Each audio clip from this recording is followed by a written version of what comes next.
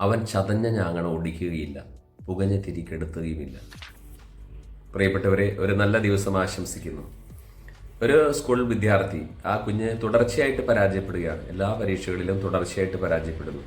പിന്നെ വലിയ നിരാശയായി അവൻ പഠനം അവസാനിപ്പിക്കുന്ന ഘട്ടത്തിലെത്തി. അധ്യാപകരിൽ ഭൂരിഭാഗം പറഞ്ഞു, ഇവനെ കൊണ്ട് യാതൊരു പ്രയോജനമില്ല, അവരുടെ തലയ്ക്കകത്തൊന്നും കയറത്തില്ലെന്ന് പറഞ്ഞു. പക്ഷേ ഒരു അധ്യാപകൻ അവനെ വിളിച്ചു പറഞ്ഞു, നീ എക്സാമിൽ പരാജയപ്പെട്ടാലും നീ കഴിവ് കുറഞ്ഞവനല്ല, നീ വിലപ്പെട്ടവനാണ്. ബൈബിളിൽ ഒരു വചനമാണ് അവന് പറഞ്ഞു കൊടുത്തത്. നീ വിലപ്പെട്ടവനാണ്, ബഹുമാന്യനാണ്, പ്രിയങ്കരനാണ്. അവന് എല്ലാ ദിവസവും ഇങ്ങനെ ചെറിയ ചെറിയ കാര്യങ്ങളിൽ അധ്യാപകൻ പ്രോത്സാഹിപ്പിച്ചു കൊണ്ടുവന്നു. ആ പ്രോത്സാഹനം നൽകുന്ന അധ്യാപക നിമിത്തം ആ വിദ്യാർത്ഥി പതുക്കെ പതുക്കെ മനസ്സിൽ പ്രത്യാശ വരാൻ തുടങ്ങി. അവന് വിജയിക്കാൻ കഴിയുമെന്ന് അവന് മനസ്സിലാക്കാൻ തുടങ്ങി. അവൻ പിന്നീട് പഠനത്തിൽ മുന്നേറാൻ തുടങ്ങി.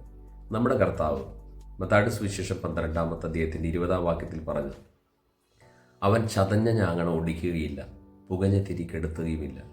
ഈ കുഞ്ഞിനെ സംബന്ധിച്ച് അവൻ ഒരു ചതഞ്ഞ ഞാങ്ങണ പോലെ, പുകഞ്ഞ തിരി പോലെ അവൻ കെട്ടുപോവുകയായിരുന്നു. അല്ലെങ്കിൽ അവൻ്റെ ഉള്ളിൽ ബലം ക്ഷയിച്ചുകൊണ്ടിരിക്കുകയായിരുന്നു.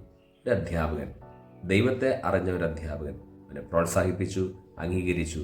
ചതഞ്ഞ ഞാങ്ങണ ഒടിച്ചു കളയാത്ത കർത്താവ് ഇത് തന്നെയാണ്.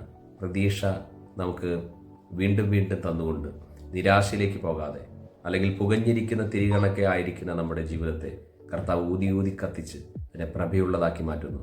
യേശു ചതഞ്ഞ ഞാങ്ങണ ഒടിക്കുകയില്ല, പുകഞ്ഞ തിരി കെടുത്തുകയുമില്ല. ഇന്ന് ഈ വചനം കേൾക്കുന്ന നമ്മൾ ഓരോരുത്തരും പരിശോധിക്കണം. ഞാൻ ചതഞ്ഞ ഞാങ്ങണ പോലെ, പാപനിമിത്തം ചതഞ്ഞ ഞാങ്ങണ പോലെയായി, അല്ലെങ്കിൽ ദൈവകൃപയിൽ നിന്ന് അകന്നു പോയി. നീ വിഷമിക്കേണ്ട കാര്യമില്ല. കർത്താവിൻ്റെ പക്കലേക്ക് ചേർന്ന് നിൽക്കുക. അവൻ നിന്നെ തള്ളിക്കളയില്ല. തൻ്റെ അടുക്കിലേക്ക് വരുന്ന ഒരുവനെയും അവൻ അവഗണിക്കുകയോ ഉപേക്ഷിക്കുകയില്ല.